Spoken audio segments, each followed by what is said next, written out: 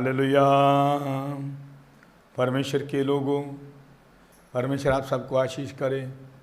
मैं परमेश्वर का दास प्रॉफिट शैलेंद्र मट्टू आप सभी सुनने वालों को आशीष करता हूँ।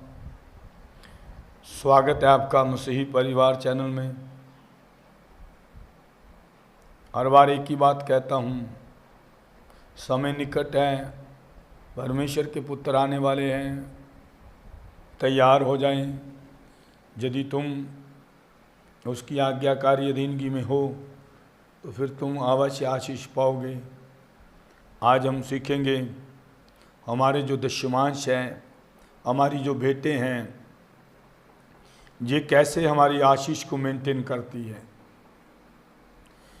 95% लोग इस संसार में दुआएं करते हैं, कराते हैं, मराइकल चाहते हैं, लेकिन बाइबल कहती है भेंटें जो है वो मनुष्य के मार्गों को खोलती है। दशमांश जो है जब आप खुदा के राज्य में बोते हैं वो कैसे आशीष बन के आता है।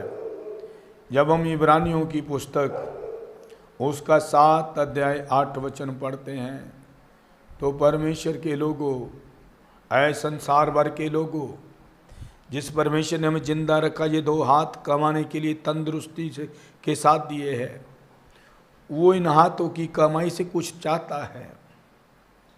मैं कोई भी बात अपनी तरफ से नहीं कहूँगा, बाइबल पढ़कर देख ले। जिन्होंने वफादारी के साथ खुदा के साथ जीवन गुजारे हैं, परमेश्वर ने उन्हें ऊंचा किया है।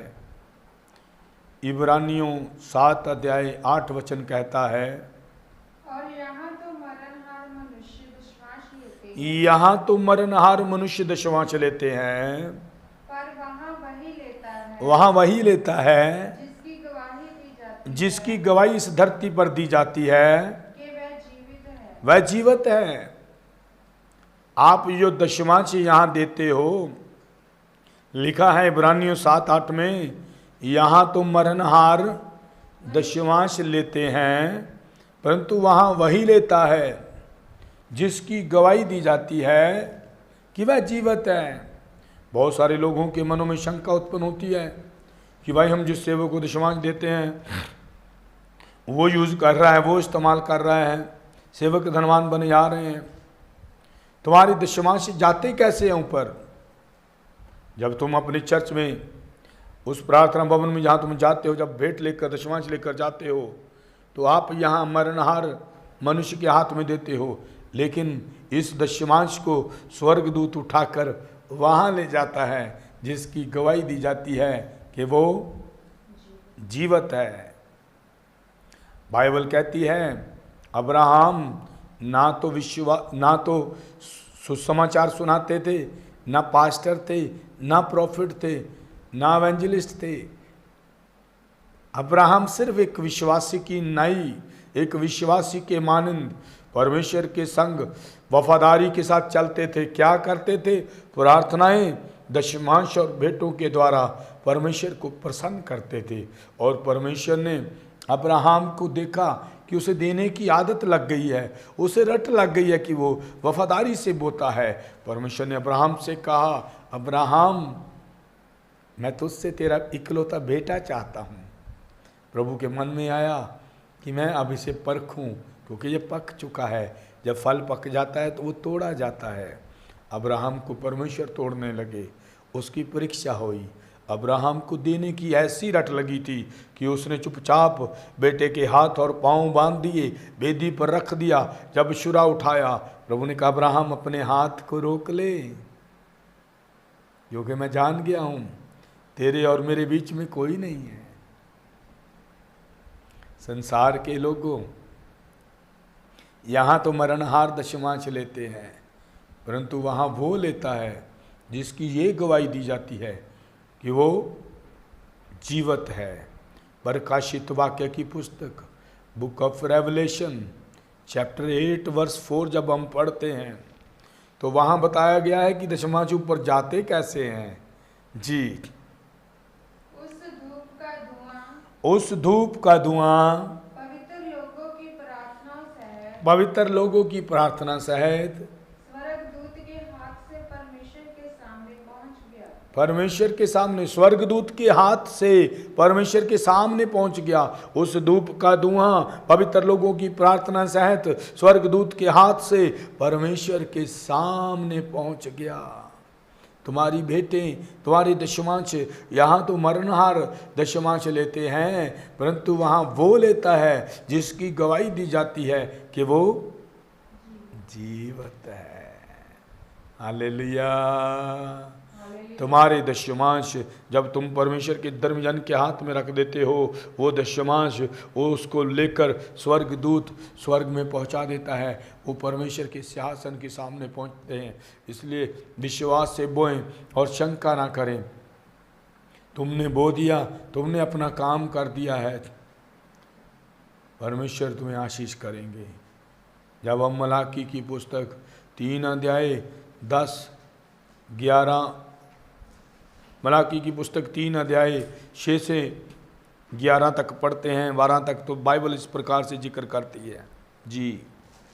Book of Malachi chapter 3 verse 6-12। क्या कोई मनुष्य परमेश्वर को लूट सकता है? जब हम बात करें तो बाइबल जिक्र करती है। जरा इससे पहले मैं 6 वचन से पढ़ना चाहता हूँ जी। क्योंकि मैं यहोवा बदलता नहीं। परमेश्वर ने कहा, मैं यहोवा बदलता नहीं। इसी कारण हे याकूब की संतान, हे याकूब की संतान, तुम नष्ट नहीं हुए जी। अपने पुरखों के दिनों से, अपने पुरखों के दिनों से तुम लोग मेरी विधियों से हटते आए हो। तुम लोग मेरी विधियों से हटते आए हो। आज संसार भर के बहुत सारे लोग परमेश्वर की विधियों से हट गए हैं। इसीलिए तो ऐसी सिचुएशन है जी। परमेश्वर की विधियों पर कान लगाएं जी, और उनका पालन नहीं करते। तुम मेरी ओर फिरो, तब मैं भी तुम्हारी ओर फिरूंगा। मैं तुम्हारी ओर फिरूंगा। सेनाओं के यहोवा का यही वचन है। वो कहता, तुम मेरी ओर फिरो, मैं तुम्हारी ओर फिरूंगा। संसार के लोगों, परमेश्वर की विधियों पर चलें, संसार की विधियों पर मत चले। संसार के रीति रिवाजों को मानते हो, लेकिन परमेश्वर की विधियों को भूल चुके हो जी। तुम पूछते हो हम किस बात में फिरें? क्या कोई मनुष्य परमेश्वर को धोखा दे सकता है? परमेश्वर ने कहा, देखो तुम मुझे धोखा देते हो और फिर तुम मुझे पूछते हो हमने किस बात में तुझे लूटा है। क्या कोई मनुष्य परमेश्वर को लूट सकता है? हम कहते नहीं। वो कहता, तुम मुझे लूटते हो। दशमांश और उठाने की भेंटों में तुम पर भारी शराब। खुदा के लोगों, जरा खुदा के वचन पर कान लगाएं। परमेश्वर ने कहा, सारे दशमांश मेरे घर में ले आएं, मेरे घर में भोजन और वस्तु रहे। ऐसा करें और मुझे परखें। सेनाओं का यहोवा कहता है कि मैं आकाश के झरोखों को खोलकर तुम्हारे ऊपर अपरम अपार आशीष की वर्षा करता हूं या नहीं। आज बहुत कुछ बदल चुका है। सेवकाइयाँ अपनी डॉक्ट्रिन्स पर चलाई जा रही है। परमेश्वर तो कुछ और कहता है। वो कहता है, मेरे घर में भोजन वस्तु रहे। बड़ी बड़ी सेवकाइयों में भोजन बिकता है, खरीदा जाता है। खुदा क्या कह रहा है? क्या कर रहे हो? तुम कहते हो कि तुम दशमांश परमेश्वर के दास को देते, वो खा जाते हैं। भाई वो न्याय खुद करेगा। तुम तो यहाँ तो मरणहार दशमांश लेते हैं, वहाँ वो लेता है जिसकी गवाही दी जाती है कि वह जीवित है। और प्रकाशित वाक्य 8:4 कहता है, तुम जब अपना दशमांश देते हो, तुम्हारी भेंटें पवित्र लोगों की दुआओं के साथ उसकी धूप को, उस भेंट को स्वर्गदूत ले जाकर परमेश्वर के पुत्र के सामने रखता है। इसीलिए वो मलाकी 3:6 से 9 तक कहता है, ए याकूब की संतान सुन, तुम अपने बाप दादाओं की तरह हठीले बनकर मेरी विधियों से हटते आए हो। क्या कोई मनुष्य परमेश्वर को लूट सकता है? तुम मुझे लूटते हो। दशमांश और उठाने की भेंटों से तुम पर भारी श्राप। भाई, जिस पर परमेश्वर का श्राप हो उसे किसकी दुआ छुड़ाएगी? आज संसार कर्ज में है, संसार के लोग कर्ज में हैं। मैं चाहे खरबपति करोड़पति हो जाऊं, ये सारी वस्तुएं, सारी चीज़ें तो मुझे यहीं छोड़ जानी हैं। सच्चाई तो यही है, फिर भी क्यों इतना मोह है धन के साथ? इन दिनों में परमेश्वर ने मुझसे बात की, मैं बड़ा दुखी हुआ। परमेश्वर ने के आत्मा ने दुखी होकर कहा, मैंने तो अपने संतों को चुना कि वो लोगों तक पहुँचे। संत तो वीआईपी हो गए, बॉडीगार्ड रख लिए है, मिलने को आए तो उससे मिल नहीं पाते, टाइम नहीं है इनके पास। इन्होंने तो अपने आप को वीआईपी बना दिया है।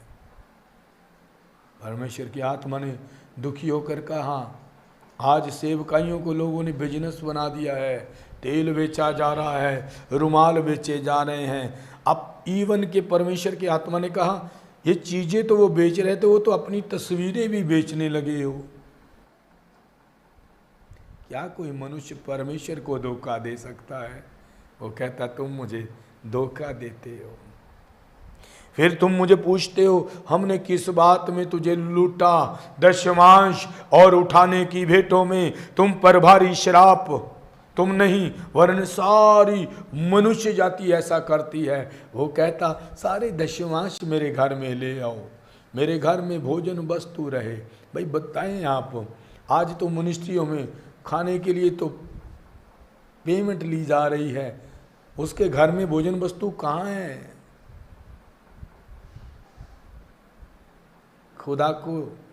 खुदा के वचन को जाने।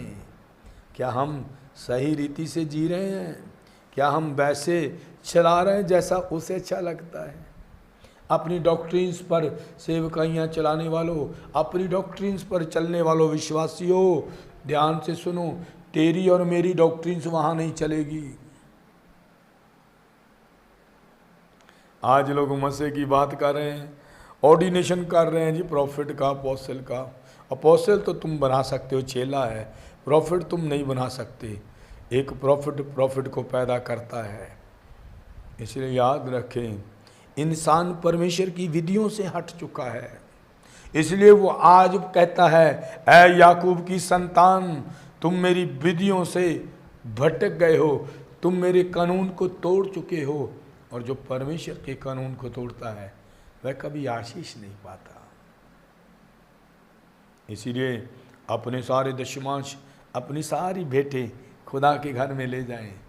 दशमांश उसके राज्य के लिए बोए, भेंट उस धर्मी जन के लिए बोए जो तुम्हारे लिए दुआ करता है।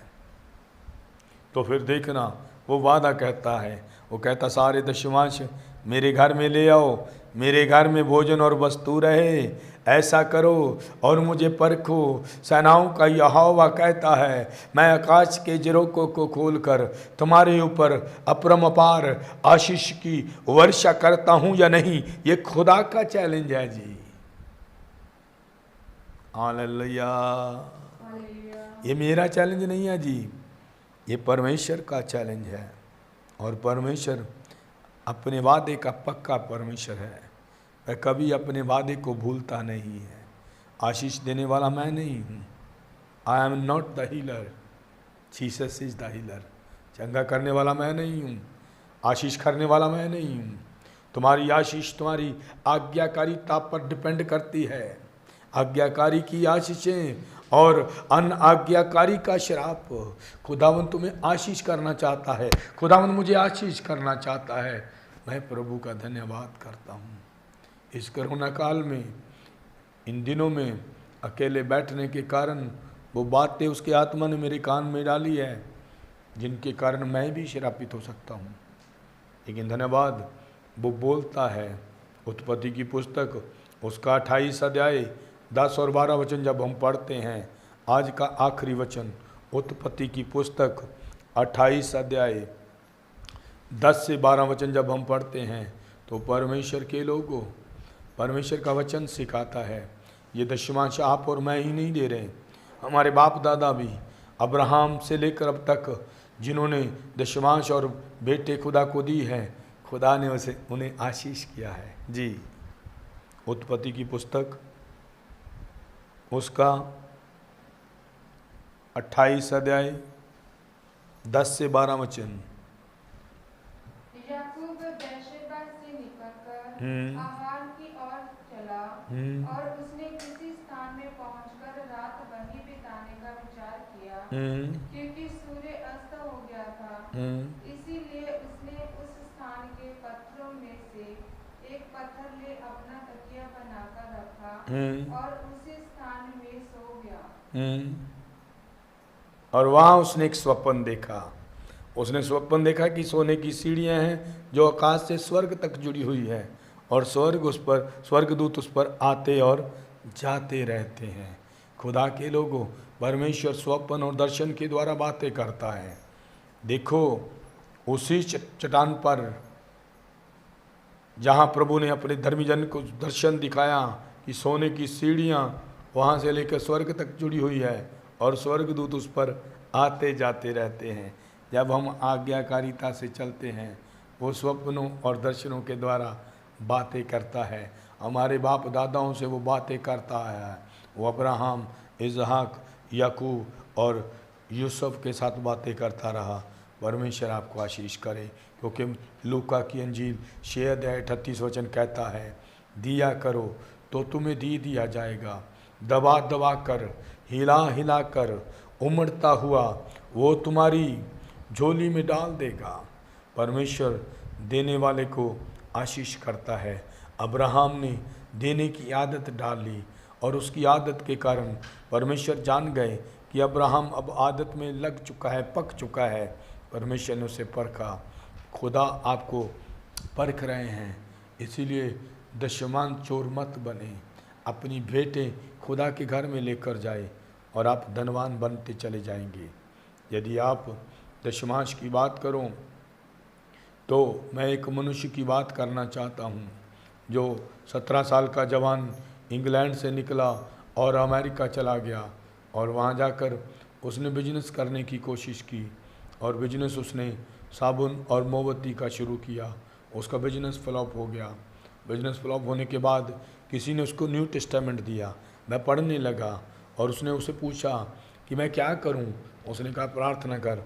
उसने कहा मैं क्या करूं तेरे लिए, जिसने उसे वचन दिया। और सुनने वाला कहता है मैं एक बिजनेसमैन बनना चाहता हूं। मैं अमेरिका से आया, मैं 17 साल का, इंग्लैंड से आया, मैं 17 साल का था। अब मैं अमेरिका में आकर बिजनेस करके फ्लॉप हो चुका हूं। मैंने साबुन और मोमबत्ती का बिजनेस किया था। जिसने भी उसे वचन दिया वो कहता है यदि तुम बिजनेसमैन बनना चाहते हो तो तुम पहले परमेश्वर की खोज कर लो, परमेश्वर की अधीनगी में चलो। दशमांश, भेंट और प्रार्थना, ये 3 काम करना। उस मनुष्य ने जब ये 3 काम करने शुरू कर दिए, वो बंदा एक बिजनेस को ओपन करता है और प्रभु से कहता है प्रभु यदि तेरा अनुग्रह हो तो ये बिजनेस बढ़े। और परमेश्वर ने ऐसा अनुग्रह किया, उसके बिजनेस को संसार भर में फैला दिया।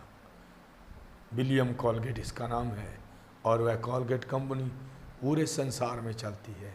जब तुम परमेश्वर के साथ दशमांश और बेटों के द्वारा वफादार हो जाओगे, परमेश्वर तुम्हें एक ऐसा बिजनेसमैन, एक ऐसा आशीषमय इंसान बना देंगे कि तेरे पास रखने को जगह कम हो जाएगी।